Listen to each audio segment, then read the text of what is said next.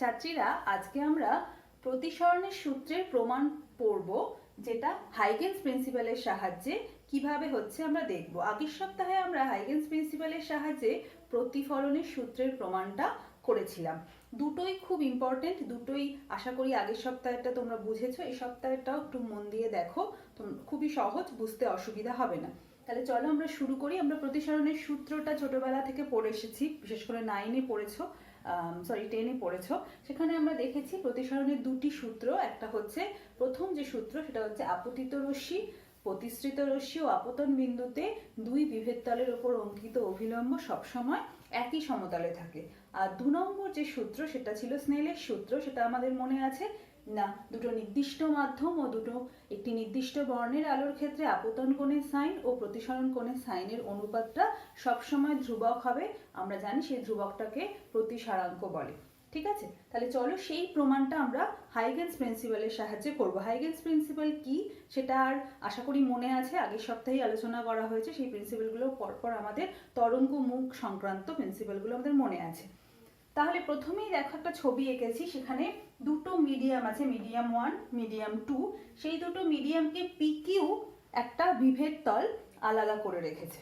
এবং যেহেতু আলোক রশ্মির বিভিন্ন মাধ্যমে আলোর বেগ বিভিন্ন, ফলে C1 হচ্ছে প্রথম মাধ্যমে আলোর বেগ আর C2 হচ্ছে দ্বিতীয় মাধ্যমে আলোর বেগ। এখন আমি এ বি একটা আপতিত তরঙ্গ মুখ এঁকেছি, এবং যেটা দেখেই বুঝতে পারছি এবি একটা সমতল। তাহলে সমতল তরঙ্গ মুখ যেটা PQ দুটি মাধ্যমের বিভেদ তলে আপতিত হচ্ছে। এবং আমরা দেখতে পাচ্ছি দুটো রে, যেটা অ্যারো সাইন দিয়ে আমি দেখিয়েছি, সেই রে দুটো কিন্তু এই এবি তলের উপর কি হচ্ছে, লম্বভাবে অবস্থিত। আমরা জানি যে তরঙ্গ মুখের উপর সবসময় আপতিত রশ্মি লম্বভাবে অবস্থিত হয়, আর তরঙ্গ মুখটা সমতল মানে অনেক দূর থেকে কিন্তু রশ্মিটা আসছে। এবং এইখানে যে সমস্ত বিন্দুগুলো আছে তরঙ্গ মুখের কথা আমাদের মনে আছে, প্রত্যেকটা দশা কি সমান, সবসময় সমান হবে। এটাই হচ্ছে তরঙ্গ মুখের বিবরণ। তাহলে এখন এই এবি রশ্মিটা তলের সঙ্গে যে কোণ করছে তাকেই আমরা কি বলবো, আপতন কোণ। তাহলে এখানে আমি আপতন কোণটার নাম দিলাম আই। আবার আমরা এও জানি যে আপতিত রশ্মি অভিলম্বের সঙ্গে যে কোণ করে সেটাও আপতন কোণ হয়, এবং এটা পরস্পর সমান, বুঝতেই পাচ্ছি। এরপর আমাদের বক্তব্য হচ্ছে আমরা দেখব যে প্রতিসরণের সূত্রটা কিভাবে আসে। তাহলে প্রথমেই কি, প্রতিসরণ যেহেতু মিডিয়াম 1 টু মিডিয়াম 2-এ আলোক রশ্মি প্রবেশ ঘটবে, এবং সেক্ষেত্রে আমরা জানি সে তার গতিপথ থেকে সরে যাবে।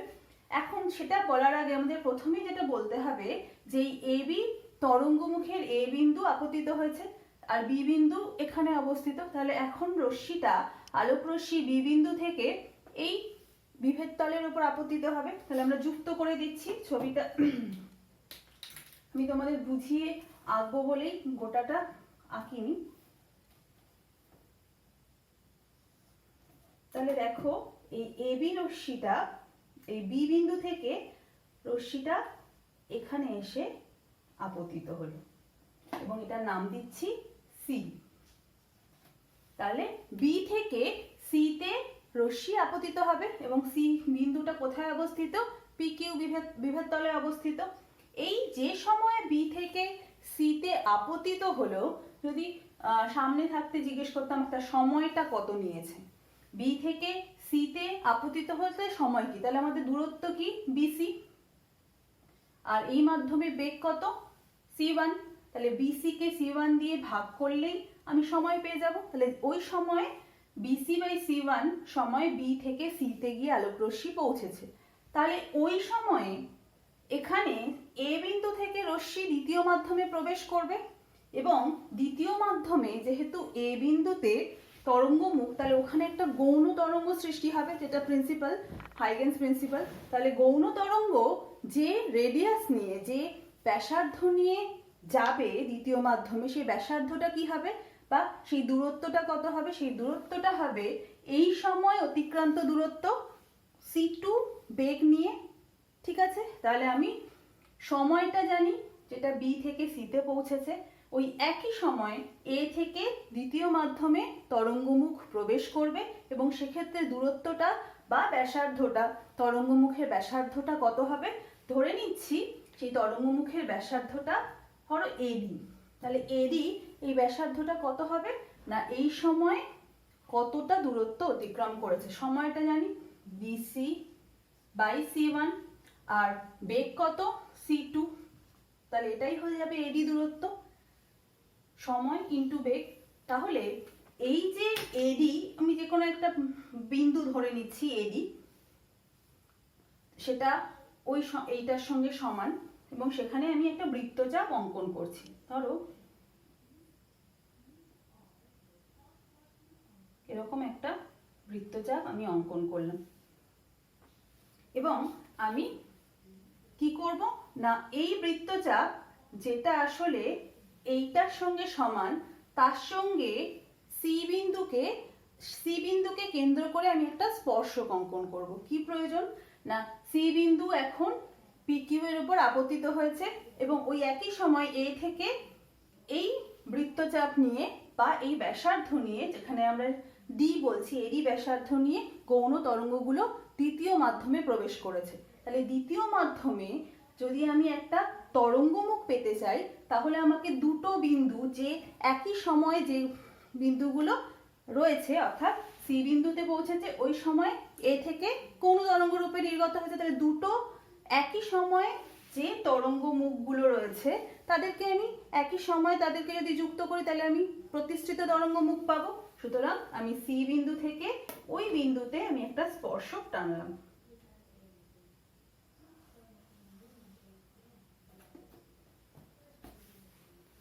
তাহলে এই এখানটায় এই যে স্পর্শ বিন্দু তাকে আমরা নাম দিচ্ছি ডি, আর এ থেকে ডি কে যুক্ত করলে আমরা ওখানে পেয়ে যাচ্ছি ওই এডি দূরত্বই হচ্ছে এই সময় অতিক্রান্ত দূরত্ব সি2 বেগে। ঠিক আছে, তাহলে এখন সিডি হচ্ছে প্রতিসৃত তরঙ্গমুখ, কিন্তু এটা আমরা এঁকেছি। এটাকে যদি প্রুফ করতে হয় যে এটা প্রতিসৃত তরঙ্গমুখ তাহলে আমাদের আরো একটা কাজ করতে হবে। সেটা কি না এবি এই সমতল আপতিত তরঙ্গমুখের ওপর যে কোনো একটা বিন্দুকে ওই একই সময়ে কি হতে হবে? এখানে আপতিত হতে হবে বিভেদ তলে, আবার বিভেদ তল থেকে প্রতিষ্ঠিত হয়ে সিডি তরঙ্গমুখের ওপর অবস্থিত হবে। তাহলে ওই সময় যদি এখান থেকে এখানে এসে এখানে পৌঁছয় তাহলে অবশ্যই সিডিটা হয়ে যাবে প্রতিষ্ঠিত তরঙ্গমুখ। ধরো একটা বিন্দু ই নাম দিচ্ছি আমরা। তাহলে এই ই যেটা এবি তরঙ্গমুখের উপর অবস্থিত, আপতিত তরঙ্গমুখের উপর অবস্থিত, তাহলে সে কি করবে? সে এখানে এসে আপতিত হবে। ধরা যাক এই বিন্দুটার নাম দিচ্ছি এফ। তারপর প্রতিষ্ঠিত হয়ে সে এই বিন্দুতে গিয়ে যাবে, একে আমরা জি নাম দিচ্ছি। তাহলে এই যে সময়টা, এই সময়টা কত দেখো, ইএফ এই দূরত্ব গেছে সি1 বেগে, তাহলে সময়টা কি হবে? EF by C one. আর এফজি এই দূরত্ব সে গেছে সি2 বেগে, 2 নম্বর মিডিয়ামে, 2 নম্বর মাধ্যমে। তাহলে আমরা প্যারা দিয়ে দিতে পারি। তাহলে আমরা লিখতে পারি plus FG divided by C two. তাহলে এই দুটো সময়ের যোগফল আসলে বিসি বাই সি1 এর সঙ্গে সমান, অথবা এডি বাই সি2 এর সঙ্গে সমান হবে। এটাই আমাদের প্রুফ করতে হবে। তাহলে এই সময়টার সঙ্গে যদি এইটা প্লাস এইটা সমান হয় বা এইটার সঙ্গে সমান হয় তাহলেই বোঝা যাবে হ্যাঁ এখান থেকে রশ্মি আপতিত হয়ে প্রতিষ্ঠিত তরঙ্গমুখ সিডির ওপর গিয়ে অবস্থিত হয়েছে। সুতরাং এটা হয় এডি বাই সি2 অথবা বিসি বাই সি1 এর সঙ্গে সমান হতে হবে। তাহলে এই দুটো আমরা মনে রাখবো। তাহলে এই দুটোকে একটু আমরা এখানে লিখে রাখি। তাহলে এই জিনিসটা আমরা একটু দেখি। এডি বাই এটা যদি তলায় আসে সি2 আর ওটা হয়ে যাচ্ছে বিসি বাই সি1, এটাকে ইকুয়েশন নাম্বার 1 লিখছি। আর এই ইকুয়েশনটা অর্থাৎ EF by C one F G by C2 সমান সমান BC বাই C1। এটাকে আমরা 2 নম্বর ইকুয়েশন লিখছি। এটাকেই আমরা প্রুফ করব। তাহলে দেখো, এখন প্রুফ করতে গেলে যেটা আমাকে করতে হবে সেটা হচ্ছে একটা লম্ব টানবো F বিন্দু থেকে BC এর উপর। তাহলে F বিন্দু থেকে BC এর উপর আমরা এইভাবে লম্বটা অঙ্কন করলাম। এটা হচ্ছে F G, এখানে H নাম দিয়ে দিচ্ছি। তাহলে বোঝা গেল আমরা F বিন্দু থেকে FH পারপেন্ডিকুলার BC অঙ্কন করলাম। হলো, এইবার আমরা প্রুফ করব, দেখব পরপর কি আসছে। প্রথমেই আমরা দুটো ত্রিভুজ নিই, একটা হচ্ছে CHF আর একটা ত্রিভুজ হচ্ছে CBA, অর্থাৎ C1 মাধ্যমে বা মিডিয়াম 1-এ আমি দুটো ত্রিভুজ পেয়েছি যারা পরস্পর সদৃশ্যকোণী। কি কি ত্রিভুজ দুটো? ত্রিভুজ ABC ও ত্রিভুজ FHC। এই দুটো ত্রিভুজ কি করে সদৃশ্যকোণী হলো যদি প্রশ্ন হয়, তাহলে দেখো এটা হচ্ছে একটা রশ্মি, তার সঙ্গে সমতল তরঙ্গমুখ, তাহলে এই কোণটা 90 ডিগ্রি। আবার এখানে আমি পারপেন্ডিকুলার টেনেছি FH পারপেন্ডিকুলার BC, তাহলে এটাও 90 ডিগ্রি। তাহলে দুটো ত্রিভুজের দুটো কোণ পরস্পর সমান। নেক্সট এই কোণটা দুজনের মধ্যেই কমন, এই ত্রিভুজেও রয়েছে, বড় ত্রিভুজটাতেও রয়েছে। আর কি, আর একটা যে কোণ, এই যে আই কোণটা, এই কোণটার সঙ্গে এই কোণটা যদি দুটো কোণ পরস্পর সমান হয়, অপর কোণ দুটো পরস্পর সমান হবে। তাহলে তিনটে কোণ দুটো ত্রিভুজের পরস্পর সমান হলে সদৃশ্যকোণী ত্রিভুজ। তাহলে বোঝাই যাচ্ছে সদৃশ্যকোণী ত্রিভুজের ক্ষেত্রে আমরা কি হয়, দুটো বাহুর অনুপাত অপর দুটো বাহুর অনুপাতের সঙ্গে সমান হবে। তাহলে আমরা দেখতে পাচ্ছি এই ত্রিভুজের CF বাই AC বা FC বাই AC লিখি, FC by AC is equal to আমরা লিখতে পারি HF এই দুটো বাহু সমান লিখি HC বাই BC। দেখো লিখতে পারি। আবার তাহলে এইটা আমরা সমান পেলাম, এটাকে 3 নম্বর ইকুয়েশন লিখছি। 4 নম্বর, আমরা মিডিয়াম 2-তে দুটো ত্রিভুজ পাচ্ছি। একটা ত্রিভুজের নাম ACD, অপর ত্রিভুজটার নাম হচ্ছে FCG। তাহলে এই ত্রিভুজ দুটোর কি হবে, এরাও পরস্পর সদৃশ্যকোণী। দেখে নিই। দেখো এই যে এটা হচ্ছে প্রতিসৃত রশ্মি, তাহলে এটাও হচ্ছে 90 ডিগ্রি, প্রত্যেকটা কোণ হচ্ছে 90 ডিগ্রি। এটা কমন, আর বাকি কোণগুলো পরস্পরের সঙ্গে সমান হবে। সুতরাং এই দুটো হচ্ছে সদৃশ্যকোণী ত্রিভুজ। ত্রিভুজ একটার নাম হচ্ছে ACD আর একটা ত্রিভুজ তার নাম হচ্ছে FCG। এই ত্রিভুজ দুটো যদি সদৃশ্যকোণী হয়, তাহলে একইভাবে আমরা ওই দুটো ত্রিভুজের বাহুগুলোর অনুপাত পরস্পর সমান বলতে পারি। তাহলে একইভাবে আমরা লিখতে পারি FC by AC is equal to FG divided by AD। তাহলে এটা হচ্ছে 4 নম্বর ইকুয়েশন। তাহলে দেখো 3 আর 4 যে সমীকরণ দুটো আমরা সদৃশ্যকোণী ত্রিভুজের কনসেপ্ট থেকে পেয়েছি, সেই কনসেপ্ট থেকে আমরা এটা বলতে পারি কি নাম, এর লেফট সাইড গুলো FC বাই AC, এটারও FC বাই AC, এরা পরস্পর কি হয়ে যাচ্ছে, দু ক্ষেত্রেই ইকুয়াল। তাহলে রাইট সাইড গুলো পরস্পর সমান হবে। তাহলে আমরা 3 এবং 4 থেকে কি লিখতে পারি, আমরা 3 ও 4 থেকে লিখতে পারি, সুতরাং HC by BC is equal to FG by AD। এখন একটু যদি সাজিয়ে লিখি, এখানে AD-টাকে পাঠিয়ে দিলাম, তাহলে AD by BC is equal to FG by HC। এবারে দেখো আমরা যে ফার্স্ট ইকুয়েশনটা লিখে রেখেছি, সেখান থেকে আমরা কি লিখতে পারি, AD বাই BC যদি করে নিই তাহলে C2 বাই C1। তাহলে ফ্রম 1 ইকুয়েশন নাম্বার 1 আমি এখানে ওদের মানটাকে পুট করছি, অর্থাৎ আমরা এটা লিখতেই পারি যে AD বাই BC মানে আমরা সমীকরণ 1 থেকে পাচ্ছি C1 বাই C2, তাহলে FG বাই HC সমান সমান আমরা লিখতে পারি, কি লিখতে পারি না C2 বাই C1। এটাকে আর একটু সাজিয়ে লিখি, অর্থাৎ FG বাই C2 সমান সমান HC বাই C1 হলো। এইবার আমরা এটাকে 1 2 3 4 তাকে 5 নম্বর সমীকরণ লিখলাম। এইবার একটা জিনিস, আমরা যখন এই সমীকরণটা করছি, আমি এখানে FH পারপেন্ডিকুলার BC লিখেছি। এবারে দেখো, যখনই আমি পারপেন্ডিকুলার টানলাম, তাহলে এখন এই H বিন্দুটা তৈরি হওয়ার জন্য নতুন করে আমি লিখতেই পারি BC is equal to BH plus HC। তাহলে আমি ওই জায়গাটা একটু করে নিই, যে BC ছবি থেকে পাচ্ছি BC is equal to BH plus HC। এবারে সবাইকে আমি যদি C1 দিয়ে ভাগ করে দিই, যেহেতু এই মাধ্যমে বেগ হচ্ছে C1, তাহলে আমি কি লিখতে পারি, সুতরাং BC by C1 is equal to BH by C1 plus HC by C1 লিখতে পারি। এইবার BH এর সঙ্গে দেখো EF টা কি হচ্ছে, পরস্পর সমান হচ্ছে।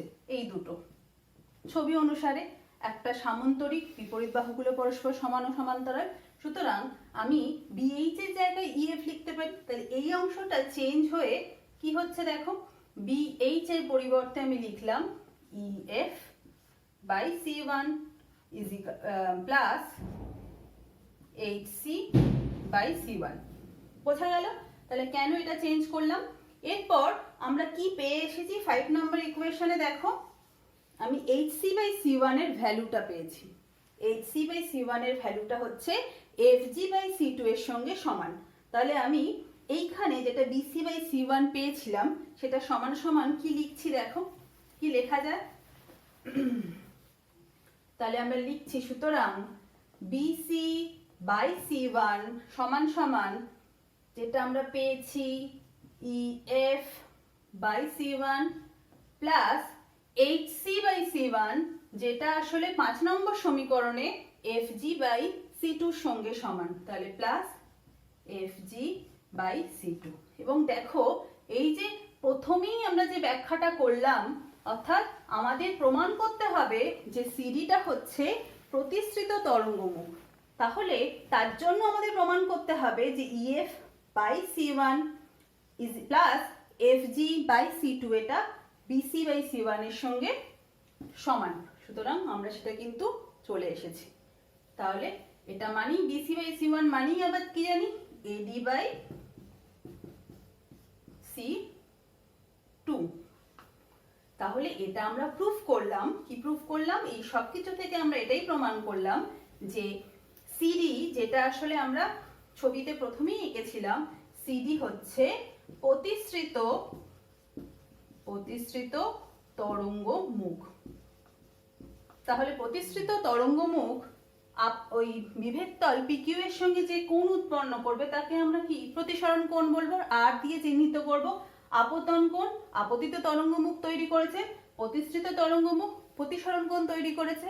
তাহলে এখান থেকে আমরা স্নেলের সূত্র বা সেকেন্ড লটা কিভাবে পাবো, সাইন আই বাই সাইন আর, এটাকে আমাদের কনস্ট্যান্ট প্রুফ করতে হবে।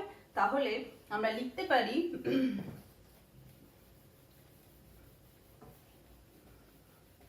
লিখতে পারি সুতরাং sine I by sine r is equal to sine i. তাহলে এই যে ত্রিভুজটা, যেটা আসলে একটা সমকোণী ত্রিভুজ, সমকোণী ত্রিভুজের একদম ক্লাস 10-এ যখন প্রথম ত্রিকোণমিতি পড়ছো, সমকোণী ত্রিভুজের একটা কোণানুপাত হচ্ছে সাইন আই। তাহলে সাইন আইকে আমি কিভাবে দুটো বাহুর অনুপাত দিয়ে লিখবো বলো, এটা হচ্ছে তোমার কি অতিভুজ, এটা হচ্ছে ভূমি, তাহলে এটা হচ্ছে লম্ব। তাহলে বিসি বাই এসি অর্থাৎ লম্ব বাই ভূমি, সেটাকেই বলা হচ্ছে সাইন আই। তাহলে সাইন আই কে আমরা লিখছি বিসি বাই এসি। আবার সাইন আর, এটাও একটা সমকোণী ত্রিভুজ, যার সমকোণ এটা। তাহলে এটা হচ্ছে লম্ব, এটা হচ্ছে ভূমি, আর এটা হচ্ছে অতিভুজ। তাহলে একইভাবে আমরা কি বলতে পারি না, এডি ডিভাইডেড বাই অতিভুজ কি নাম, এসি। এসি হচ্ছে অতিভুজ। তাহলে এই অতিভুজের সঙ্গে আমরা যদি সমান লিখি, অর্থাৎ এডি লম্ব বা এই অতিভুজটার নাম কি এসি। এডি বাই এসি এরা পরস্পর সমান হচ্ছে, তার মানে কোণানুপাতটাকে আমি বাহুর অনুপাত দিয়ে লিখলাম। এইবার এটা ক্যান্সেল হয়ে গিয়ে কি পাচ্ছি, বিসি বাই এডি পাচ্ছি। আর একদম ফার্স্ট ইকুয়েশন দেখো এখানে লেখাই ছিল BC by C one is equal to AD by C two. সুতরাং বিসি বাই এডি সমান সমান কি আসলে C one by C two, যেটা ইকুয়েশন নাম্বার 1 থেকে আমরা পাচ্ছি। তাহলে বোঝা যাচ্ছে sine I by sine r এর অনুপাতটা আসলে প্রথম মাধ্যমে আলোর বেগ ডিভাইডেড বাই দ্বিতীয় মাধ্যমে আলোর বেগের সমান। এবং আমরা ক্লাস 10-এ এটাও পড়েছিলাম যে স্নেলের সূত্রে এই যে constant sine I by sine R, একে আমরা কি বলছি, প্রথম মাধ্যম সাপেক্ষে দ্বিতীয় মাধ্যমের প্রতিসারাঙ্ক। তাহলে মিডিয়াম 1 সাপেক্ষে মিডিয়াম 2 এর প্রতিসারাঙ্ক। এবং এটাকে আরো লেখা যায় 1 মিউ 2 মানে হচ্ছে মিউ 2 বাই মিউ 1। এবং এটাও লেখা যায় যে এটা সমান সমান আমরা প্রমাণ করলাম c1 বাই c2, যেটা অবশ্যই কি হবে, কনস্ট্যান্ট। তাহলে এটা আমাদের স্নেলের সূত্র প্রমাণিত হলো। এবং স্নেলের সূত্রের সাধারণ রূপটা যদি আমরা নিয়ে আসি না, c1 স্নেলের সূত্রের সাধারণ রূপ যদি আমরা দেখি তাহলে আমরা কি জানি না,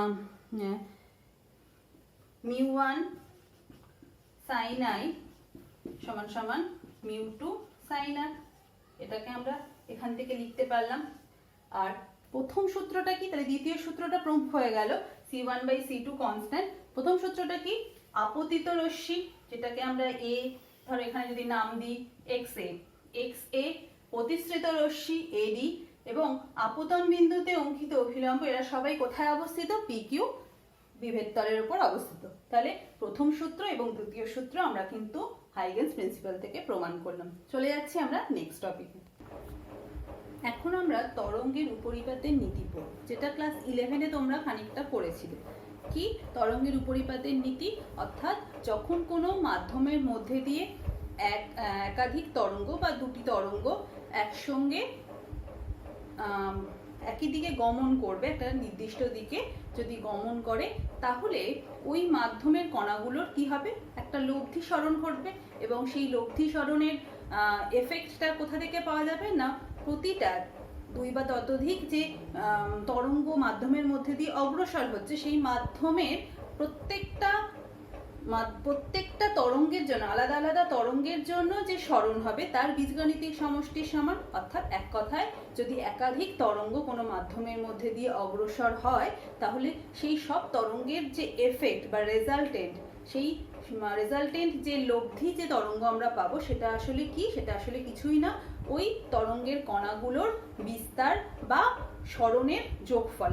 কিভাবে পাচ্ছি না, প্রত্যেকটা তরঙ্গের ফলে যে সরণ তৈরি হচ্ছে তাদের বীজগাণিতিক সমষ্টি হচ্ছে তোমার ওই তরঙ্গের লব্ধি সরণ। তাহলে এটাকেই বলা হচ্ছে তরঙ্গের উপরিপাত। এটার কারণ আমরা জানি, একটার উপর আরেকটা পড়ে, তাহলে একটা বিন্দুতে একাধিক তরঙ্গের এফেক্টটা আসছে, ফলে একটার জন্য যে বিস্তার পাচ্ছি বা যে সরণ পাচ্ছি, অপরটার জন্য আলাদা সরণ পাচ্ছি, এবং এগুলো যখন যোগ হয়ে যাচ্ছে তখন আমি লব্ধি সরণটা নির্ণয় করতে পারছি। এটাকেই তরঙ্গের উপরিপাত নীতি বলছে। এখান থেকে আমরা তরঙ্গের ব্যতিচারটা দেখব। ব্যতিচার আসলে কি? ব্যতিচার যদি ইন্টারফেয়ারেন্স, আলোর ইন্টারফেয়ারেন্স একটা কি বলবো, একটা ধর্ম, যে ধর্মটা কিন্তু আলো যে এক প্রকার তরঙ্গ, তার একটা কি বলবো প্রধান বৈশিষ্ট্য স্বরূপ আমরা এই ধর্মটাকে ব্যাখ্যা করতে পারি। অর্থাৎ আলো যে সত্যি সত্যি একটা তরঙ্গ, যেটা 1801 খ্রিস্টাব্দে থমাস ইয়ং প্রথম বলেছিলেন যে ব্যতিচার ধর্ম কিন্তু প্রমাণ করে দিচ্ছে যে আলো এক প্রকারের তরঙ্গ। এবং সেই যে আলোক তরঙ্গের প্রমাণ যেটা ব্যতিচার থেকে আসে, সেই ব্যতিচারটা কি, ব্যতিচারটা যেটা তরঙ্গের উপরিপাত নীতির প্রভাব দ্বারা প্রভাবিত। সেটা কি না, যখন কোনো সমসত্ব স্বচ্ছ মাধ্যমের মধ্যে দিয়ে আলোক তরঙ্গ একসঙ্গে একই কম্পাঙ্কের দুটো আলোক তরঙ্গ যখন একই দিকে একই বেগে অগ্রসর হবে, তখন ওই স্থানে কি হবে না, একটা লব্ধি, যে আমরা প্রাবল্য, লব্ধি তীব্রতা বা বিস্তার যেটা আমরা পাবো, সেটা কিন্তু মূল তরঙ্গ থেকে একটু পৃথক হবে। অর্থাৎ ওই যে বললাম যে দুটোর প্রভাবে দুটো তরঙ্গ যাদের কম্পাঙ্ক সেম, একটু লিখি, তাহলে তোমাদের মনে থাকবে কম্পাঙ্কটা সমান এবং তারা একই বেগে একই দিকে অগ্রসর হচ্ছে। তার ফলে এর প্রভাবে ওই স্থানে যে একটা লব্ধি বিস্তার পাবো, মাধ্যমের কণাগুলোর যে লব্ধি বিস্তার বা তীব্রতা পাবো, সেটা কিন্তু মূল যে তরঙ্গ রয়েছে তার বিস্তার বা তীব্রতা থেকে আলাদা হবে, পৃথক হবে। এবং দেখা যাবে কোনো কোনো স্থানে লব্ধি বিস্তারটা সর্বোচ্চ, কোনো কোনো স্থানে লব্ধি বিস্তারটা কি হচ্ছে সর্বনিম্ন। এবং যেখানে সর্বোচ্চ সেখানে আমরা অনেক বেশি, সর্বোচ্চ মানে কি সেখানে কিন্তু ব্রাইটনেসটা, উজ্জ্বলতাটা অনেক বেশি, এবং যেখানে সর্বনিম্ন সেখানে উজ্জ্বলতাটা অনেক কম। তাহলে এই যে একটা দুটো তরঙ্গের একই দিকে প্রবাহিত হওয়ার ফলে এই যে কোথাও কোথাও তীব্রতা বা বিস্তার সর্বোচ্চ ও কোথাও কোথাও সর্বনিম্ন হয়, এই যে ঘটনা তাকেই বলা হচ্ছে কি আলোর ব্যতিচার। তাহলে দেখো এটা একটা পরীক্ষা যেটা 1801 খ্রিস্টাব্দে থমাস ইয়ং করেছিলেন। তিনি একটা পর্দা নিয়েছিলেন এল, এবং সেই পর্দার থেকে খুব কাছাকাছি আর একটা পর্দা এম নিয়েছিলেন। এল পর্দায় তিনি একটা রেখা ছিদ্র মানে একটা স্লিট বা স্লাইড বলা যেতে পারে, সেই স্লাইড হচ্ছে এস, যেখান থেকে খুব সরু রেখা বা আলোক নির্গত হচ্ছে। এবং তার খুব কাছে রাখা যে এম পর্দা ছিল, সেই এম পর্দাতেও দুটো ছিদ্র ছিল, যে ছিদ্র দুটো কিন্তু একে অপরের খুব কাছাকাছি। আমি এখানে যতটা দূরত্বে এঁকেছি তত দূরত্ব কিন্তু না, খুবই অল্প ব্যবধানে ওই ছিদ্র দুটো অবস্থিত। তাহলে কি হচ্ছে, এবং তার এই দুটো পর্দা থেকে বেশ অনেকটা দূরে অপর একটা পর্দা এন অবস্থিত, যেখানে কিন্তু একটা স্ক্রিন পর্দা, যেখানে এফেক্টটা পড়বে।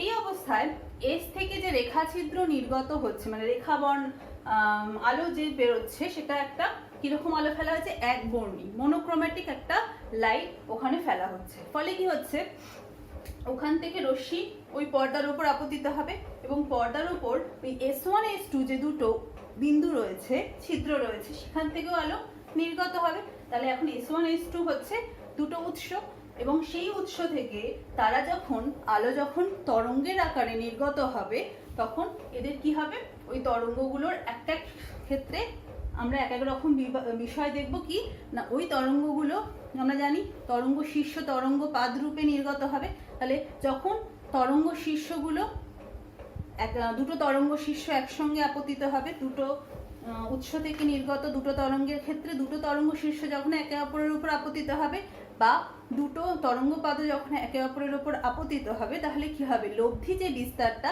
সেটা ম্যাক্সিমাম হবে। এবং তখন ওখানে তৈরি হবে গঠনমূলক, যেহেতু সেখানে যোগফল হয়ে যাচ্ছে, দুটো বিস্তার যোগফল হচ্ছে, গঠনমূলক আমরা ব্যতিচার পাবো। আর কি, যেখানে একটা তরঙ্গ শীর্ষের সঙ্গে একটা তরঙ্গ পাদও গঠিত হবে, মানে একে অপরের সঙ্গে পড়বে, তখন এদের দুজনের এফেক্টটা কি হবে, কমে যাবে, অর্থাৎ তাদের বিস্তারটা মিনিমাম হয়ে যাবে। তাহলে এখানে ম্যাক্সিমাম বিস্তার আর এখানে মিনিমাম বিস্তার পাবো, তখন এটাকে বলা হচ্ছে ধ্বংসাত্মক ব্যতিচার বা ডিস্ট্রাকটিভ ইন্টারফেয়ারেন্স।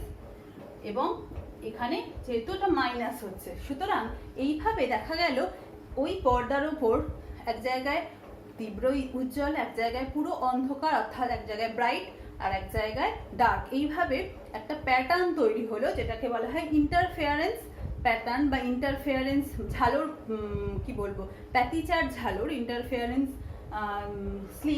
স্লাইড বা ব্যতিচার ঝালক বলা হচ্ছে। সেই ব্যতিচার ঝালকগুলো কিন্তু ওই দূরবর্তী পর্দায় পরপর গঠিত হচ্ছে। ঠিক আছে, এখন আমরা দেখব এই গঠনমূলক ব্যতিচার, যেখানে সমষ্টি হচ্ছে, অর্থাৎ বিস্তারগুলো সর্বোচ্চ হচ্ছে, আর ধ্বংসাত্মক ব্যতিচার, যেখানে বিস্তার সর্বনিম্ন হচ্ছে, তার কন্ডিশনগুলো কি কি। এখন আমরা ব্যতিচারের গাণিতিক ব্যাখ্যাটা করব। দেখে নিন যে কিভাবে গঠনমূলক ও ব্যতিচার ও ধ্বংসাত্মক ব্যতিচার তৈরি হচ্ছে। এখন তার প্রথমেই আমাকে যেটা বলতে হবে, আমি একটা ছবি এঁকেছি, সেই ছবিটা দেখো, যে ছবিটা আমরা থমাস ইয়ং এর পরীক্ষাটা ব্যাখ্যা করার জন্য এঁকেছিলাম আগের এতে।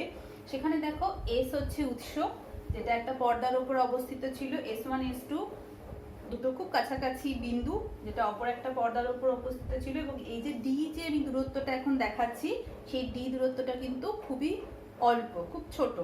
আর আমরা দেখতে পাচ্ছি যে S1 থেকে আলোক রশ্মি গেছে পি বিন্দুতে, অর্থাৎ S1 S2 হচ্ছে দুটো আলোক উৎস। এখানে আমি একটা কথা বলতে চাই, আগের অংশে যে থমাসের পরীক্ষার কথা আমি বললাম, সেখানে যদি আমরা সরাসরি এস উৎস থেকে আলো ওই দুটো ছিদ্রের মাধ্যমে না ফেলে সরাসরি যদি এখানে একটা আলো রাখতাম, তাহলে কি মানে কি হতো, তার এফেক্টটা কি একই হতো না আলাদা হতো? এখানে আমাদের মনে রাখতে হবে, আমরা প্রথমেই বলেছি যে এসটা যেটা মূল উৎস, সেটা কিন্তু একটা রেখা ছিদ্র। তাহলে রেখা ছিদ্র থেকে আলো বেরিয়ে S1 S2 দিয়ে যখন নির্গত হচ্ছে, তখন ওই দুটো আলোক উৎসে পরিণত হচ্ছে। কিন্তু ডিরেক্টলি আমরা S1 আর S2 থেকে যদি আলোক রশ্মি পাঠাতাম, তাহলে কিন্তু ব্যতিচার ঝালক তৈরি হতো না। আবার S1 S2 এর মধ্যে দূরত্বটা বারবার বলছি খুব ক্ষুদ্র, সেটা যদি অনেক বড়, একে অপরের থেকে অনেকটা দূরে থাকতো, তাহলেও ব্যতিচার তৈরি হতো না। অর্থাৎ আমরা একটা জায়গায় ডার্ক, একটা জায়গায় ব্রাইট আমরা ফ্রিঞ্জ তৈরি হতে দেখতাম না। আরো একটা জিনিস বলতে পারি, এখানে দেখো মূল উৎস S থেকে পর্দা ABর যে দূরত্ব, তাকে আমরা ক্যাপিটাল D দিয়ে উল্লেখ করছি, এবং এটা আমাদের মনে রাখতে হবে যে D much less than capital D। ঠিক আছে? তাহলে এখন S1 S2 দুটো উৎস থেকে একবর্ণী আলো নির্গত হচ্ছে, এবং নির্গত হয়ে তারা একই দিকে যাচ্ছে। অভিমুখটা দেখো একই দিকে, একই বেগে অগ্রসর হচ্ছে, এবং তারা একসঙ্গে গিয়ে উপরিপাতিত হলো, তাদের গমন একই দিকে, এবং তারা একটা মাধ্যমের মধ্যে দিয়ে বিস্তার লাভ করতে করতে এবির একটা বিন্দু পি বিন্দুতে গিয়ে উপরিপাতিত হলো, একে অপরের সঙ্গে গিয়ে তারা উপরিপাতিত হলো। তাহলে এই অবস্থায় পি বিন্দুতে কণাটির মাধ্যমের কণার যে সরণ ঘটবে, সেই সরণটা কি হবে? প্রথম S1 উৎস থেকে যে আলোক তরঙ্গ নির্গত হয়েছে তার যে সরণ, আর দ্বিতীয় S2 তরঙ্গ থেকে যে আলোক তরঙ্গ নির্গত হয়েছে তার যে সরণ, সেই দুটো সরণের কি হবে? সমষ্টি হবে, যেহেতু তারা দুজনে একসঙ্গে গিয়ে মিলিত হয়েছে, বীজগণিতিক সমষ্টির সমান। তাহলে এখন এই অবস্থায় আমরা ধরে নিচ্ছি যে S1 তরঙ্গ থেকে যে আলোক রশ্মি নির্গত হয়েছে তার সরণের রাশিমালা y1 = a1 sin omega t, এবং S2 থেকে যে তরঙ্গ নির্গত হয়েছে সেটা হচ্ছে y2 = a2 sin omega t plus theta. এখানে কি কি, এগুলো সব ক্লাস 11-এ তোমরা পড়েছো। a1 হচ্ছে প্রথম উৎসের বিস্তার, প্রথম উৎসের জন্য বিস্তার, দ্বিতীয় উৎসের জন্য বিস্তার a2। ওমেগা হচ্ছে কৌণিক বেগ, আর থিটা হচ্ছে এই যে দুটো আলোক উৎস রয়েছে, এরা যেহেতু একটা উৎস থেকে দুটো গৌণ উৎস রূপে কাজ করছে, বা দুটো উৎস রূপে কাজ করছে, এদের দুজনের মধ্যে কি একটা দশা পার্থক্য থাকবে, সেই ফেজ ডিফারেন্সটা কিন্তু এখানে থিটা দিয়ে প্রমাণ লেখা হচ্ছে। এবং থিটা এক্ষেত্রে এই দুটো উৎসের একটা প্রধান বৈশিষ্ট্য হচ্ছে থিটা অলওয়েজ কনস্ট্যান্ট হবে, অর্থাৎ এই দুটো উৎস থেকে যে আলোক তরঙ্গ নির্গত হচ্ছে তাদের মধ্যে দশা পার্থক্য সব সময় ধ্রুবক হবে। পরে আমরা এই দুটো উৎসকে সুসংগত উৎস বা কোহেরেন্ট সোর্স হিসাবে পড়বো, সেটা আমরা পরের ক্লাসে আলোচনা করবো। তাহলে থিটা হচ্ছে দশা পার্থক্য, যেটা অলওয়েজ কনস্ট্যান্ট। তাহলে এই অবস্থায় যে এখানে পি বিন্দুতে যে তরঙ্গ, লব্ধি তরঙ্গ পাবো, তার যে বিস্তার হবে, তার যে সরণ হবে, সেই সরণটা এই দুটোর বীজগণিতিক সমষ্টির সমান। তাহলে আমরা লিখতে পারি লব্ধি সরণ, তাকে যদি y দিয়ে চিহ্নিত করি, y = y1 + y2। তাহলে দেখো কি হয়, আমি লিখে নিই, এরপরে আর কিছু শুধুই calculation, sin omega t plus a2 sin omega t plus theta.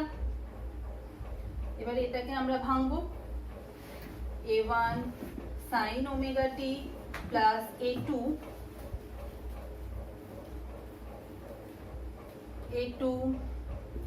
sin omega t cos theta plus a2 cos omega t sin theta হলো। এবার এখানেও sin ওমেগা t, এখানেও sin ওমেগা t, তাহলে দুটো থেকে common factor sin omega t যদি আমরা নিয়ে নিই, তাহলে কি পাওয়া যাচ্ছে দেখো, a1 + a2 a1 + a2 cos theta sin omega T হলো। আর এখানেও তাই, a2 আমরা একটু এইভাবে লিখছি, a2 sin theta into cos omega T, এরকম ভাবে লিখলাম। এবারে এটাকে আমরা সাইনের একটা ফাংশন হিসেবে লিখবো, যাতে স্মরণটা যে সাইনের একটা ফাংশন সেইভাবে আমরা লিখবো। তার জন্য এই অংশটাকে আমরা ধরছি a cos phi হলো। তাহলে একে ধরলাম a cos phi, তার সঙ্গে কি আছে sin ওমেগা টি আছে। আর এই অংশটাকে আমরা ধরছি a sin phi cos omega T হলো। যেখানে এইটাকে আমরা ধরেছি এইটা, এটাকে ধরেছি এটা, তাহলে এই সূত্রটা কি ফর্ম করছে, a sin omega T plus phi K represent করছে, যেখানে a হচ্ছে লব্ধি বিস্তার আর phi হচ্ছে প্রথম উৎসের সঙ্গে লব্ধি যে তরঙ্গটা, প্রথম উৎস থেকে নির্গত তরঙ্গের সঙ্গে লব্ধি যে তরঙ্গ তার দশা পার্থক্য। ঠিক আছে, এবং এই phi আর a কে আমরা কিভাবে কি মান দিয়ে প্রকাশ করতে পারি, তাহলে দেখো a is equal to আমরা কি লিখেছিলাম, a cos phi is equal to আমরা লিখেছিলাম a1 plus a2 cos theta, R a sin phi is equal to আমরা লিখেছিলাম a2 sin theta। তাহলে দেখো আমরা যদি শুধু এই বিস্তারের রাশিমালা এই দুটো থেকে পেতে চাই, তাহলে আমাদের কি করতে হবে, বিস্তারের রাশিমালা যদি পেতে চাই তাহলে একে হোল স্কয়ার করব, একে হোল স্কয়ার করব, এবং দুটোকে প্লাস করলে কি হবে, a square cos square phi plus a square sin square phi। তাহলে a স্কয়ার কমন নিলে cos square phi plus sin square phi 1 হয়ে যাচ্ছে। তাহলে দেখো এই দুটোকে স্কয়ার করে যদি আমরা প্লাস করি তাহলে জিনিসটা কি দাঁড়াচ্ছে, জিনিসটা দাঁড়াচ্ছে a square is equal to, তাহলে এটা স্কয়ার করলে এটাও স্কয়ার হচ্ছে, আর এখানে cos square plus sin square 1 হয়ে যাচ্ছে। তাহলে এটা হচ্ছে a1 square plus a2 square cos square theta plus 2a1 a2 cos theta plus a2 square sin square theta. তাহলে দেখো a2 square cos square theta, a2 square sin square theta দুটো plus করলে হয়ে যাচ্ছে a1 square plus a2 square, আর এখানে পড়ে থাকছে 2a1 a2 cos theta. তাহলে এটা হয়ে যাচ্ছে a স্কয়ার হলো। তাহলে এটা আমরা বিস্তার পেলাম। আর যদি আমাদের বলতো আচ্ছা যে দশা পার্থক্যের কথা আমরা উল্লেখ করলাম phi দিয়ে, সেই phiটা আসলে কি, phiটা হচ্ছে প্রথমটার সঙ্গে ওই লব্ধি তরঙ্গটার দশা পার্থক্য। তাহলে সেই phi কে পেতে গেলে আমরা কি করতে হবে, এটাকে ডিভাইডেড বাই এটা করব, তাহলে tan phi পাবো। তাহলে tan phi is equal to হয়ে যাবে a2 sin theta divided by a1 plus a2 cos theta। ঠিক আছে, তাহলে এখানে phi ইনভার্স করলে phi equal to tan inverse এইটা। ঠিক আছে, এইবার আমাদের আসল উদ্দেশ্য কি, আসল উদ্দেশ্য হচ্ছে কনস্ট্রাকটিভ আর ডিস্ট্রাকটিভ ইন্টারফারেন্সের শর্তগুলো তৈরি করা। তার জন্য আমরা কি জানি, আমরা পড়েছিলাম যে কোনো আলোর যে তীব্রতা তাকে আমরা প্রাবল্য রাশিমালা দিয়ে নির্দেশ করি। তাহলে এই তীব্রতা বিষয়টা সবসময় আমরা জানি বিস্তারের বর্গের সঙ্গে সমানুপাতিক। তাহলে a স্কয়ার হচ্ছে কি লব্ধি বিস্তারের বর্গ, তাহলে a স্কয়ার আসলে কার সঙ্গে সমানুপাতিক হবে, a স্কয়ারটা কার সঙ্গে সমানুপাতিক না লব্ধির প্রাবল্যের সঙ্গে সমানুপাতিক, যাকে আমরা i sin দিয়ে চিহ্নিত করছি। তাহলে i হচ্ছে লব্ধি তরঙ্গের প্রাবল্য। তাহলে a1 স্কয়ারটাকে আমরা i1 লিখব, যেটা হচ্ছে কি প্রথম তরঙ্গের প্রাবল্য। ঠিক একইভাবে i2 দ্বিতীয় তরঙ্গের প্রাবল্য, এবং এখানে আমরা কি লিখবো 2 root over i1 into root over i2 into cos theta। তাহলে এটা আমরা একটা রাশিমালা পেলাম, যে রাশিমালাটা আমাদের প্রাবল্য সূচিত করছে। কার প্রাবল্য না ওই দুটো তরঙ্গ থেকে যে তরঙ্গ পি বিন্দুতে গিয়ে উপরিপাতিত হয়েছে, ব্যতিচার তৈরি করছে, সেই ব্যতিচারের লব্ধি তরঙ্গের যে প্রাবল্য সেটা আমরা এই রাশিমালা দিয়ে সূচিত করছি। তা দেখতেই পাচ্ছি সেই প্রাবল্যের রাশিমালাতে কিন্তু একটা কি আছে, cos থিটা টার্ম আছে, যে cos থিটাটা কিন্তু থিটা অর্থাৎ ওই দুটো উৎসের যে দশা পার্থক্য তার উপর ডিপেন্ডেন্ট। তাহলে এই দশা পার্থক্যের উপর ডিপেন্ড করেই কিন্তু এই আইটা ম্যাক্সিমাম হবে, এই আইটা মিনিমাম হবে কিনা সেটা আমরা দেখে নেব। তাহলে প্রথম আমরা ধরে নিচ্ছি যে আইটা যখন ম্যাক্সিমাম হবে, তাহলে আই যখন প্রাবল্য যখন সর্বাধিক বা সর্বোচ্চ, তখন সেখানে কি হবে, সেখানে সবগুলো যোগ হচ্ছে, অর্থাৎ তরঙ্গ শীর্ষের সঙ্গে তরঙ্গ শীর্ষ বা তরঙ্গপাদের সঙ্গে তরঙ্গপাদ উপরিপাতিত হচ্ছে, ফলে সরণটা সর্বাধিক হচ্ছে, বিস্তার সর্বাধিক, প্রাবল্য সর্বাধিক। এখানে আমরা গঠনমূলক ব্যতিচার পাবো। তাহলে প্রথম হচ্ছে গঠনমূলক ব্যতিচারের শর্ত, কনস্ট্রাকটিভ ইন্টারফেয়ারেন্স। তাহলে গঠনমূলক ব্যতিচার পেতে গেলে একে সবগুলোকে প্লাস হতে হবে, তাহলে cos থিটার ভ্যালুটাকে অবশ্যই +1 হতে হবে, তবেই কি হবে, যদি cos থিটা +1 হয় তাহলে i দেখো তো কি হয়, i আমরা লিখতে পারি √i1 এর হোল স্কয়ার, i1 কে আমরা এইভাবে লিখতে পারি √i2 এর whole square plus 2i1 i2 into cos theta 1, তাহলে এটা আসলে হয়ে যাচ্ছে √i1 √i2 এর হোল স্কয়ার। তাহলে যোগফলের সঙ্গে সমান হচ্ছে, যেটা আসলে কি √i1 মানে কি, i1 মানে a স্কয়ার, তাহলে a1 প্লাস a2 এর হোল স্কয়ারের সঙ্গে সমান হচ্ছে। তাহলে এটাই বোঝাতে চাইছি যে i লব্ধি বিস্তারটা দুটো বিস্তারের যোগফলের সমষ্টির সমান, এটা আমরা কিন্তু গঠনমূলক ব্যতিচারের ক্ষেত্রে পাচ্ছি। তাহলে এই অংশটা থেকেই যদি আমরা বলি, তাহলে cos থিটার ভ্যালু +1 মানে কি, থিটা হয়ে যাবে 2n পাই, অর্থাৎ যেখানে n এর ভ্যালু 0 1 2 3, অর্থাৎ n এর ভ্যালু যখন 0 হবে থিটা 0, n এর ভ্যালু যখন 1 হবে 2 পাই, n এর ভ্যালু যখন 2 হবে 4 পাই, তাহলে পাই এর কি ইভেন মাল্টিপ্লায়ার, তাহলে তাদের ক্ষেত্রে cos থিটা আমরা জানি সবসময় +1। তাহলে এক্ষেত্রে আমরা থিটা যদি 2n পাই হয়, এখান থেকে আমাদের পথ পার্থক্যটা কি সেটা আমরা এই দশা পার্থক্য পেয়ে গেছি 2n পাই, তাহলে এখান থেকে আমি পথ পার্থক্যটা নির্ণয় করব। পথ পার্থক্য কি না, s2 থেকে p পথটা কত s2p, s1 থেকে p পথটা কত s1p, তাহলে এদের দুজনের মধ্যে পার্থক্যটাই হচ্ছে পথ পার্থক্য। সেটা আমরা কি দিয়ে প্রকাশ করব, পথ পার্থক্যটা হয়ে যাচ্ছে s2p মাইনাস s1p। তাহলে আমরা দেখব এই পথ পার্থক্যটা কিভাবে গঠনমূলক ব্যতিচার তৈরি করছে। তাহলে আমরা ক্লাস 11-এ পড়েছিলাম তরঙ্গের উপরিপাত চ্যাপ্টারেই যে পথ পার্থক্যের সঙ্গে দশা পার্থক্যের একটা সম্পর্ক আছে, রিলেশন। সেটা কি ছিল, দশা পার্থক্য থিটা = 2π/λ, যেখানে ল্যামডা হচ্ছে তরঙ্গ দৈর্ঘ্য ইন্টু পথ পার্থক্য। তাহলে আমরা যদি বসিয়ে দিই মানগুলো, তাহলে পথ পার্থক্য সমান সমান কি হয়ে যাচ্ছে, আমরা যদি এদিকে নিয়ে আসি পথ পার্থক্যটাকে আমি s2p মাইনাস s1p লিখছি, তাহলে থিটা হচ্ছে 2n পাই ইন্টু λ/2π। তাহলে দেখো তো 2 পাই পাই কেটে গিয়ে n ল্যামডা হচ্ছে, n ল্যামডাকে আমরা এভাবে লিখতে পারি 2n ইন্টু λ/2, অর্থাৎ গঠনমূলক ব্যতিচার তৈরি হওয়ার শর্তটা আমরা পেয়ে গেলাম। এটা কি না, এই পথ পার্থক্যটা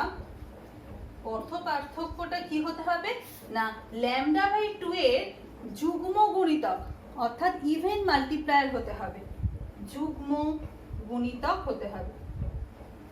অর্থাৎ আমরা পেয়ে গেলাম যে যে জায়গায় λ/2 এর যুগ্ম গুণিতক তৈরি হচ্ছে পথ পার্থক্যগুলো, এখানে যদি তৈরি হয়, এখানে যদি তৈরি হয়, এখানে যদি তৈরি হয়, যুগ্ম গুণিতক যদি পাই λ/2 এর, এখান থেকে আমি মাপবো, তাহলে দেখবো যে ওই জায়গাতে কিন্তু গঠনমূলক ব্যতিচার তৈরি হচ্ছে।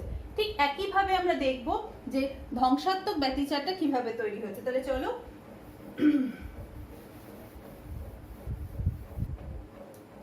এখন আমরা ধ্বংসাত্মক ব্যতিচারের শর্তটা দেখে নিই।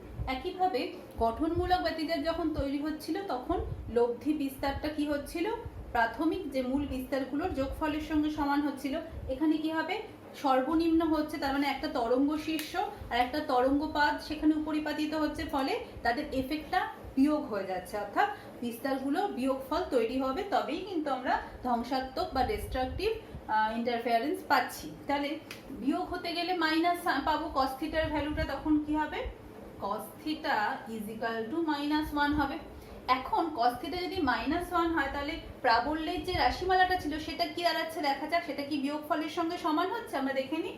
আমরা দেখেছিলাম I1 ইজ ইকুয়াল টু একইভাবে √I1 square √I2 square plus 2 √I1 I2 into -1, তাহলে -2I1 I2 অ্যাকচুয়ালি হয়ে যাচ্ছে √I1 √I2 এর হোল স্কোয়ার। এটা মানেই হচ্ছে কি A1 A2 এর হোল স্কোয়ার। তাহলে বোঝাই যাচ্ছে I মিনিমাম হচ্ছে তখনই যখন বিস্তারগুলোর বিয়োগফলের সঙ্গে সমান হচ্ছে। সুতরাং এক্ষেত্রে আমরা cos থিটার ভ্যালু যদি -1 হতে হয় তাহলে থিটার ভ্যালু কত হতে হবে, তখন কিন্তু 2n + 1 ইন্টু পাই এর সঙ্গে সমান হতে হবে, অর্থাৎ পাই এর অড মাল্টিপ্লায়ারের সঙ্গে, যেখানে n এর ভ্যালু কত, n এর ভ্যালু 0, যখন n এর ভ্যালু 0 হচ্ছে তখন শুধু পাই হচ্ছে, n এর ভ্যালু যখন 1 হচ্ছে তখন 3 পাই হচ্ছে, n এর ভ্যালু যখন 2 হচ্ছে তখন 5 পাই। তার মানে অড মাল্টিপ্লায়ারের সঙ্গে যখন সমান হচ্ছে থিটা, অড মাল্টিপ্লায়ার অফ পাই, তখন কিন্তু থিটার ভ্যালু cos থিটার ভ্যালু -1, তখন আমি মিনিমাম পাচ্ছি ইন্টেন্সিটি, অর্থাৎ সেখানে ডিস্ট্রাকটিভ ব্যতিচার তৈরি হচ্ছে। তাহলে পথ পার্থক্যটা আমরা একইভাবে আমরা বার করতে পারি। তাহলে 2n + 1 ইন্টু পাই, এই দশা পার্থক্যটা ওই 2 পাই বাই ল্যামডা ইন্টু পথ পার্থক্য, যেটা s2p -s1p দিয়ে আমরা প্রকাশ করছিলাম। তাহলে এখান থেকে ল্যামডার ভ্যালুটা কি হবে দেখে নাও, আমরা পেয়ে যাচ্ছি না s2p -s1p = 2n + 1 λ/2, অর্থাৎ λ/2 এর যে যে জায়গায় পথ পার্থক্যটা λ/2 এর কি হচ্ছে না অড মাল্টিপ্লায়ার, আগের বারে হয়েছিল ইভেন মাল্টিপ্লায়ার, তাহলে সেখানে কি হবে ধ্বংসাত্মক ব্যতিচার তৈরি হচ্ছে। ঠিক আছে, এইবার আমরা যেটা করব দেখব যে এই যে আমরা ধ্বংসাত্মক ব্যতিচার পড়লাম, গঠনমূলক ব্যতিচার পড়লাম, এখানে ইন্টেন্সিটিটা যদি আমরা ধরে নিতাম যে এই দুটো উৎস থেকে যে বিস্তার তৈরি হচ্ছে সেই বিস্তার দুটো সমান, অর্থাৎ A1 আর A2 পরস্পর সমান, তাহলে রেজাল্টেন্ট ইন্টেন্সিটি কি হতো আমরা দেখে নিই। তো এবং সেখানে আমরা প্রাবল্যের রাশিমালাটা পেয়ে যাব। তাহলে এখন আমরা দেখব যে প্রাবল্যের রাশিমালাটা কি দাঁড়াচ্ছে। আমরা দেখেছিলাম লব্ধি প্রাবল্য I = আমরা লিখেছিলাম না I1 + I2 + √I1 I2 cos theta. এখন আমি ধরে নিচ্ছি যে বিস্তার যেগুলো ছিল, প্রথম তরঙ্গের বিস্তার A1, দ্বিতীয় তরঙ্গের বিস্তার A2 পরস্পর সমান, এবং এই দুটো আমরা A দিয়ে প্রকাশ করছি। তাহলে এগুলোকে যদি আমি বিস্তারের ফরম্যাটে লিখি, আমরা জানি যে প্রাবল্য বিস্তারের বর্গের সমানুপাতিক, তাহলে কি হবে দেখো, I এর যদি মূল যে লব্ধি বিস্তারকে আমি A রেজাল্টেন্ট বলছি, AR বলছি, তাহলে I1 মানে কি A স্কোয়ার, এখন A হয়ে গেছে, I2 মানে হচ্ছে A স্কোয়ার। আচ্ছা, এই ক্ষেত্রে এটাকে স্কোয়ার লিখছি কারণ I মানে স্কোয়ার, আর এটা হয়ে যাচ্ছে A square into A square. আচ্ছা, এটা মানে তো A into A square cos theta, তাই তো? তাই কি হ্যাঁ, A স্কোয়ার cos থিটা হচ্ছে এখানে সম্ভবত, হ্যাঁ ঠিক আছে। এইবার দেখো এখানে A2 লিখেছি, এবারে যদি আমি AR ভ্যালুটা পেতে চাই তাহলে এটা আমাকে বর্গ করতে হবে, তাহলে এটা হয়ে যাচ্ছে 2A square + A square cos theta. দুটো থেকে কমন ফ্যাক্টর কি আছে, কমন ফ্যাক্টর হচ্ছে এখানে একটা 2 হবে, 2A স্কোয়ার তো পেলাম। আচ্ছা, এখানে আমরা যদি I1 মানে হচ্ছে A স্কোয়ার, তাহলে ওখানে তো কি পাওয়া যায়, এখানে একটা 2A স্কোয়ার হচ্ছে, রাইট? তাহলে 2A স্কোয়ার যদি কমন নিই তাহলে এটা হয়ে যাচ্ছে 1 + cos থিটা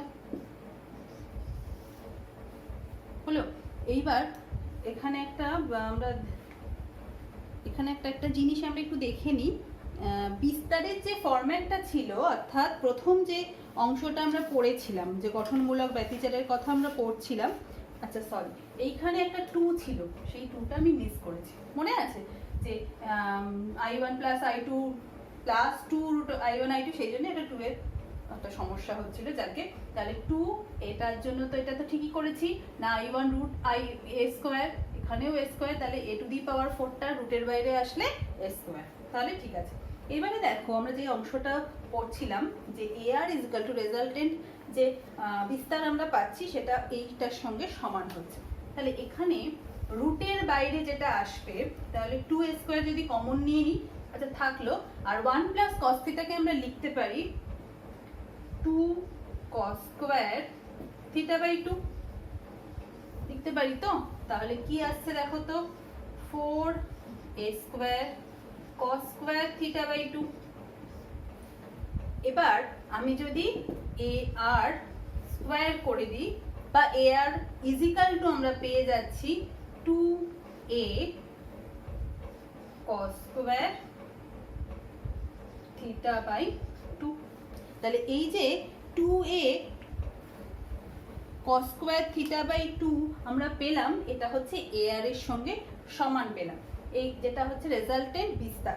এই আবার এটাকে যদি আমি প্রাবল্যে কনভার্ট করি, তাহলে এটাকে যদি স্কোয়ার করি, যেটা বারবার আমাদের চলে আসছিল, সুতরাং সেটা পেয়ে গেলাম 4a square into cos square theta by 2। আমরা বারবার বলছি যে বিস্তারটা, অর্থাৎ বিস্তারের বর্গটা সবসময় প্রাবল্যের সমানুপাতিক, তাহলে আমি এটাকে যদি প্রাবল্য দিয়ে, এটা ar হচ্ছে রেজাল্টেন্ট বিস্তার, তাহলে এটা হচ্ছে তোমার রেজাল্টেন্ট প্রাবল্য, লব্ধি প্রাবল্য, তাহলে লব্ধি প্রাবল্যকে i দিয়ে যদি আমি প্রকাশ করি,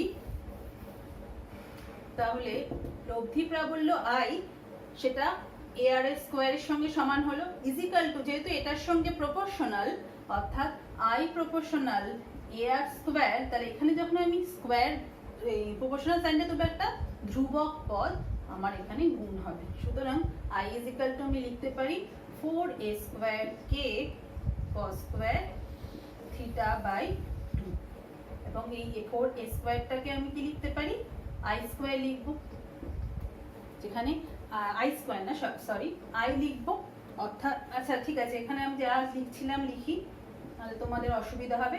এখন আমি এই পুরো অংশটাকে i0 দিয়ে প্রকাশ করছি,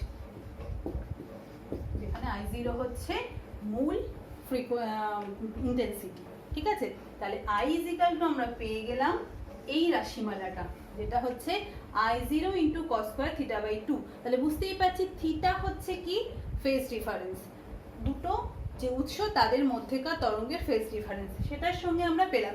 এবারে যদি আমি গ্রাফিক্যালি দেখি যে ইন্টেন্সিটিটা কিভাবে ডিস্ট্রিবিউট করছে, অর্থাৎ লব্ধি intensity, resultant intensity divided by মূল ইন্টেন্সিটি, মূল কেন এখানে একটাই, কেন যেহেতু দুটো উৎসর কি বিস্তার সমান, তাই এখানে i0 দিয়ে আমরা সেটাকে রিপ্রেজেন্ট করলাম যে মূলটাকে, সুতরাং যে ডিস্ট্রিবিউশনটা হবে এখান থেকে আমরা লিখতে পারি i বাই i0, অর্থাৎ যেভাবে লব্ধি প্রাবল্যটা ডিস্ট্রিবিউট হয়ে যাবে, ছড়িয়ে পড়বে, সেটা কি হয়ে যাবে cos স্কোয়ার থিটা বাই 2 এর সঙ্গে সমান। তাহলে আমি যদি গ্রাফিক্যালি প্রেজেন্ট করি,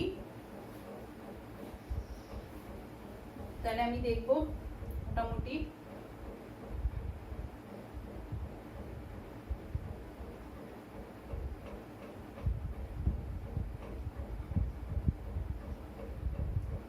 এটা 0, এটা পাই, এটা ধরো 2 পাই, 3 পাই, 4 পাই, 5 পাই, এরকম করে লিখলাম, মাইনাস পাই, 2 পাই, এরকম ভাবে লিখলাম।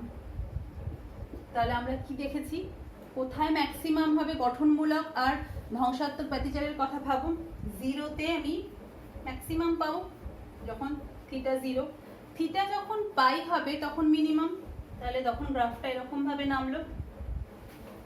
আবার 2 পাইতে গিয়ে ম্যাক্সিমাম, তাহলে এখানে ডিস্ট্রিবিউশনটা এরকম ভাবে আমরা যদি আঁকি ছবিটা, 2 পাইতে গিয়ে ম্যাক্সিমাম, আবার 3 পাইতে গিয়ে মিনিমাম, তাহলে এরকম ভাবে গ্রাফটা আমরা কন্টিনিউ করতে পারি,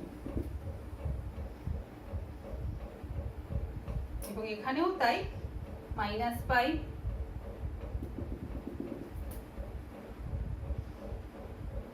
3 পাইতে মিনিমাম,